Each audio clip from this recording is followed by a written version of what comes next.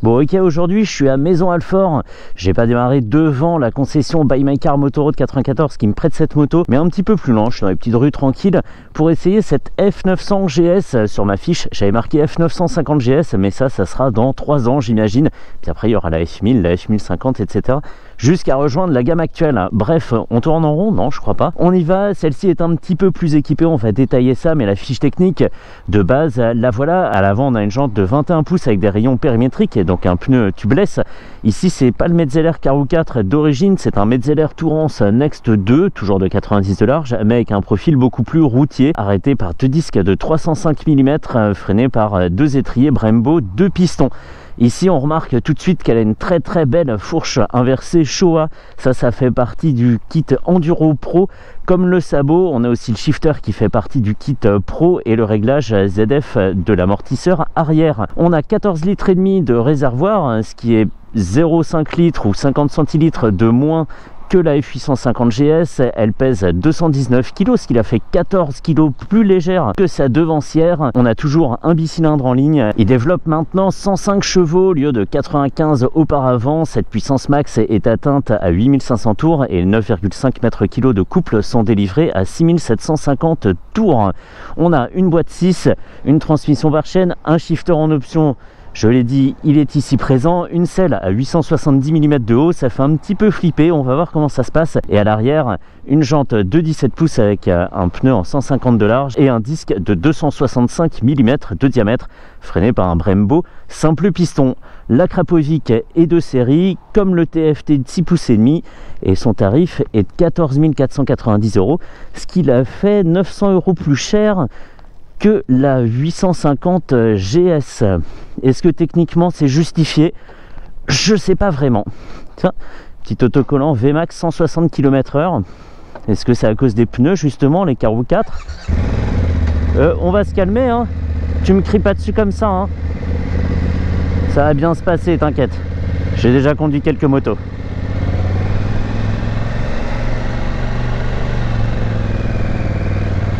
La fourche d'origine, alors j'ai pas regardé sur cette Showa puisque je pensais pas tomber sur une version full équipée. La fourche d'origine a un débattement de 230 mm, ce qui est pas mal hein, pour la sortir de la route. Putain, ça tracte hein. Alors oui, le couple max est dispo à 6750 tours, mais bien avant, même des 2000 tours et un tout petit peu avant, 1800 tours, on a une moto qui part vraiment sans effort. Ça peut surprendre hein, parce que le point de patinage, tant qu'on l'a pas trouvé, il est assez tôt sur la détente du levier. Mais là ça va déjà pas mal. Je mets pas de gaz, hein, je fais que du point de patinage et on a une moto finalement qui s'emmène tranquillement. Par contre il faut évidemment apprendre à la connaître, ça ne change pas. Bah, c'est bien, ça fait une bonne épreuve du lent ça. Hop, on est là à 1500 tours. Ah, je suis même en seconde. J'avais pas vu, rétrogradon. Voilà, parfait. Un petit coup de clignotant. Du point de vue des commandes, il n'y a pas beaucoup de surprises hein. On retrouve les commodos de toute la gamme BMW hein. On a la roulette magique, le coupe-circuit à droite, le bouton de mode à droite et le bouton des poignées chauffantes. À gauche, on a le régulateur de vitesse qui s'enclenche toujours de la même façon, c'est assez simple. On décale le bouton à droite et ça libère la languette pour régler les paramètres du régulateur. Pour régler la vitesse quoi. Et alors j'étais très curieux de voir l'efficacité de cette bulle devant que je montre en photo tout de suite de profil. Parce qu'elle a, et c'est intéressant, c'est pas le cas sur toutes les machines, et les trails y compris, une double courbure qui est assez prononcée vers l'avant. Et même si elle n'est pas très large, j'espère qu'elle procure une protection intéressante. Ici en ville, jusqu'à présent, on est bien protégé par la façade. Appelons ça une façade tellement c'est droit cet ensemble bulle combinée et face avant. Et on a une moto qui est assez large de guidon. J'espère que le faux filage va bien se passer, si faux filage il y a.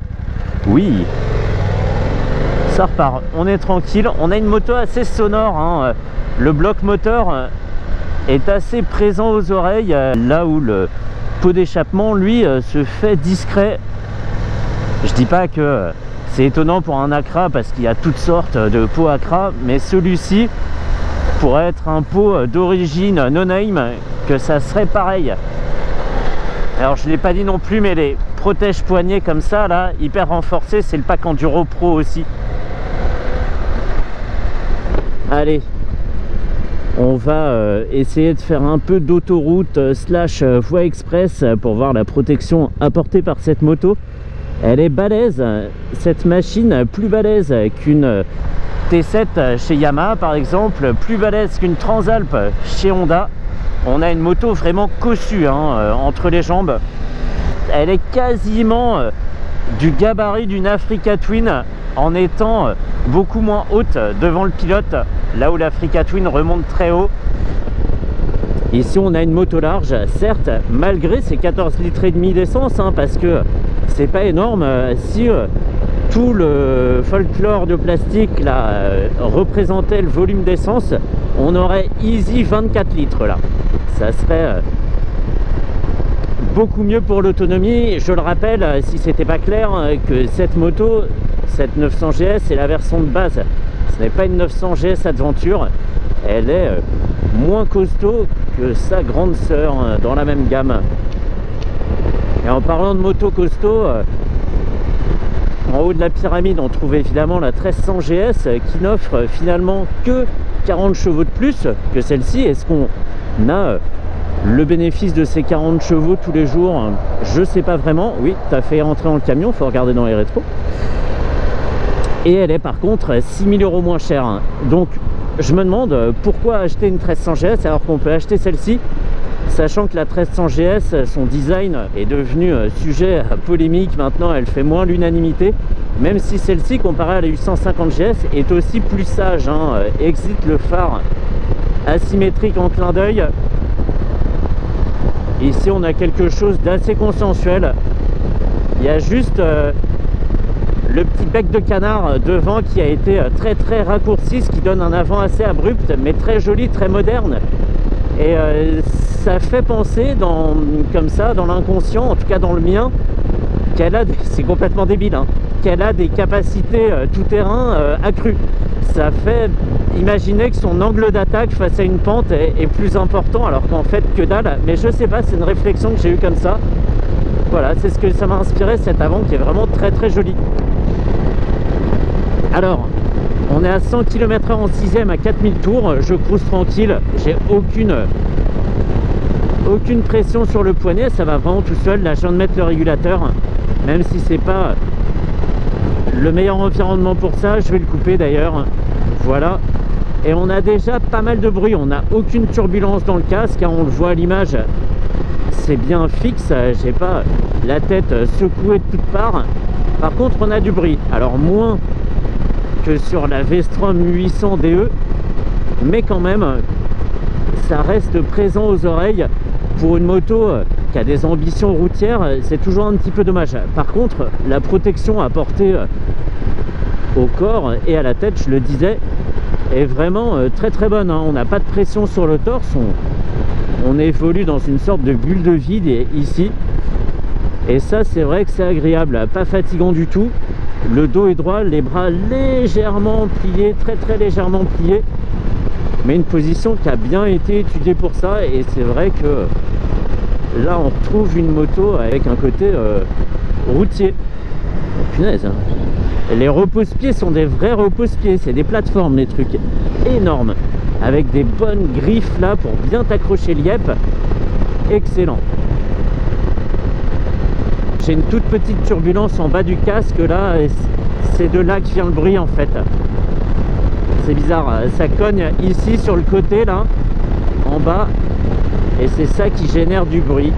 Bon ouais, après il y a des bulles chez les accessoiristes ou chez BMW, ça je me fais pas trop de soucis.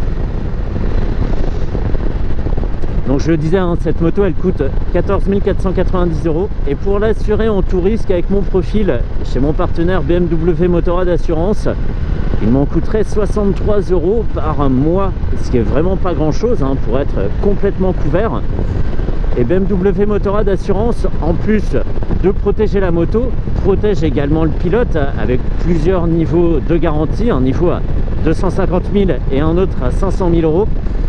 Ces niveaux qui sont doublés si vous avez fait le choix judicieux de porter un gilet airbag, ce qui monte les niveaux de garantie respectivement à 500 000 et 1 million d'euros. Donc c'est bien de protéger sa moto, c'est bien de se protéger soi-même, et encore plus quand on a choisi de s'équiper de la tête aux pieds avec un airbag notamment. Je trouve ça pas mal, ça responsabilise aussi les motards, et si ça les incite à s'équiper d'un gilet, c'est encore mieux. Personnellement, je regarde les gilets airbag parce que ça me tente beaucoup depuis longtemps. Par contre, je suis toujours embêté par les gilets airbag à abonnement. Et ça je comprends pas, quoi. Oui, bah, tu as déjà payé ton truc 500 balles. Tu vas pas en plus te rajouter un abonnement, c'est un peu relou, quoi. Donc un truc à cartouche, ça serait pas mal. Faut l'attacher à la moto à chaque fois. Bon, bref. C'est tranquille, hein. C'est un peu plus brutal, paradoxalement. Ici en première, on a des à-coups à 1600 tours, voilà. Par contre, si je passe en seconde, comme tout à l'heure, on a une moto qui a une évolution beaucoup plus coulée. Il est souple, hein, ce moteur, hein. Il est souple. Alors c'est pas aujourd'hui que je vais taper les grosses pentes parce que les conditions sont un peu précaires, ça c'est vrai, je m'en cache pas, mais j'avais vraiment hâte de l'essayer. J'en avais un peu marre d'attendre après la météo. Je suis sûr que si je mettais l'image en noir et blanc, on verrait pas la différence tellement il fait gris tout moche, quoi. Enfin bon, une très bonne moto, un moteur super souple. Une fois qu'on a bien dompté le point de patinage, là ça évolue tranquillou. On est vraiment easy, un petit peu d'embrayage, voilà, parfait. Mais par contre, un moteur qui reste sonore, et avec mon 1m73 m, je suis des deux pointes. C'est pas la position la plus confortable, mais je suis sûr que sur un freinage d'urgence où on doit vite trouver un appui, ça reste gérable.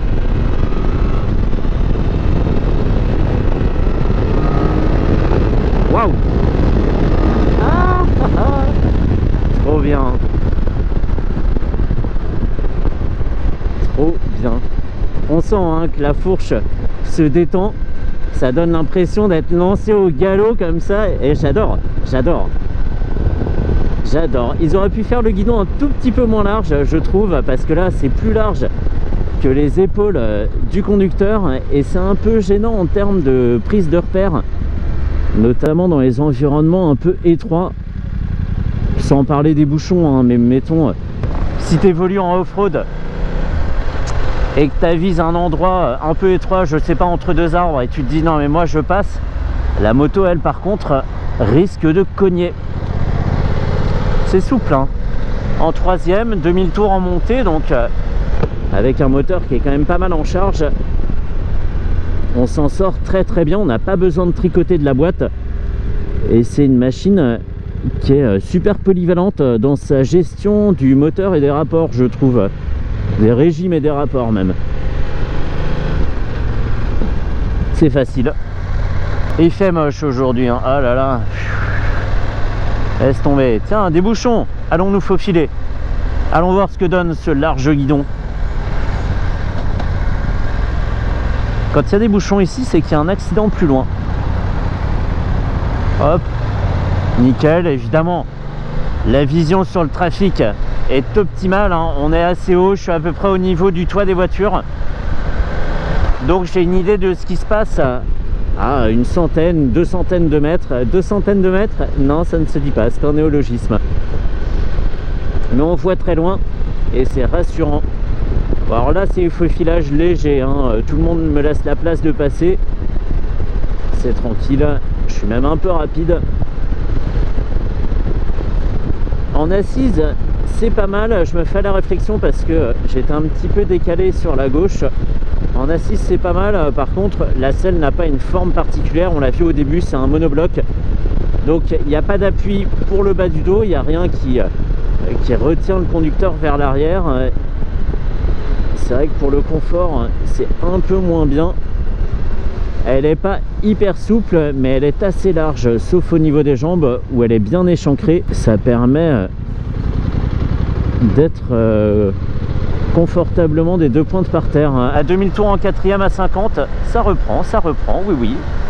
Et ben on y va, hein. Je vais aller rendre sa moto à la concession BMW by My Car Moto Road à Maison Alfort. C'est un peu long à dire ce nom. Et puis on peut en rester là pour la F900 GS et on se retrouve dans 3 ans pour la F950 GS qui sera la même mais avec un phare différent. Oh ça va, je plaisante.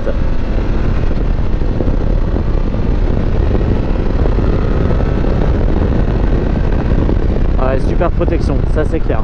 C'est clair, c'est clair. Il aurait fallu, pour bien faire les choses, mais c'est compliqué d'en trouver une maintenant, de passer de la 850 GS à la 900 pour essayer de percevoir le bienfait des 10 chevaux en plus, mais je suis même pas sûr que j'aurais réussi. Donc bref, on en reste là, je rentre me mettre au chaud et on se retrouve la semaine prochaine pour je ne sais quoi. Je ne connais pas encore le sujet. Allez go, c'est parti.